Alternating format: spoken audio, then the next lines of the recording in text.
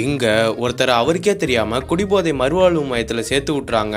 இவருக்கும் ஒண்ணுமே புரியாம என்ன மட்டும் வெளியே விடலன்னா அவ்வளவுதான் அப்படிங்கிற மாதிரி மிரட்டுறாரு. அப்பதான் இந்த இடத்துக்கு வார்டன் மாதிரியான ஒரு ஆள் வராரு. அவர்கிட்ட சார் சார் நான் ஒன்னும் குடிகாரன் இல்ல சார், எப்பயாச்சும் தான் சார் குடிப்பேன், என்னை தப்பா பிடிச்சிட்டு வந்துட்டாங்க சார் அப்படின்ற மாதிரி சொல்லிட்டு இருக்கும் போதே அவர் இவரை பலார்னு அரைஞ்சிடறாரு. வாங்கின அறையில பயந்து போன நம்ம ஹீரோ அங்கேயே இருக்க கொஞ்சம் கொஞ்சமா பழகிக்கிறாரு. இப்படி இருக்க ஒரு நாள் ஹீரோட ஒய்ஃப் இவரை பாக்குறதுக்காக வராங்க.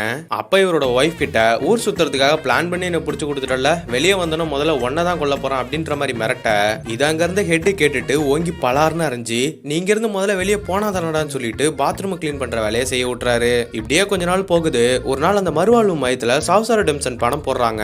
அந்த படத்துல ஹீரோ பிளான் போட்டு ஜெயில இருந்து தப்பிச்சு போவாரு. அதை பார்த்துட்டு இன்ஸ்பிரேஷனா எடுத்துக்கிட்டு அன்னைக்கு நைட்டே பிளான் போட்டு ஜன்னல் கம்பியை கழட்டிட்டு அங்கேருந்து எஸ்கேப் ஆயிடுறாரு. இப்ப கொஞ்ச நாள்லயே அளவுக்கு அதிகமா குடிக்க ஆரம்பிச்ச இவரு ஒரு நாள் அவரோட பசங்களே ரோட்ல பிச்சை எடுக்கிறத பார்த்து ரொம்ப ஃபீல் பண்றாரு. சோ மறுபடியும் போய் அந்த மறுவாழ்வு மையத்திலே சேர்ந்து திருந்தினதுக்கு அப்புறம் அவர் பசங்களை நல்லா படிக்க வைக்கிறாரு.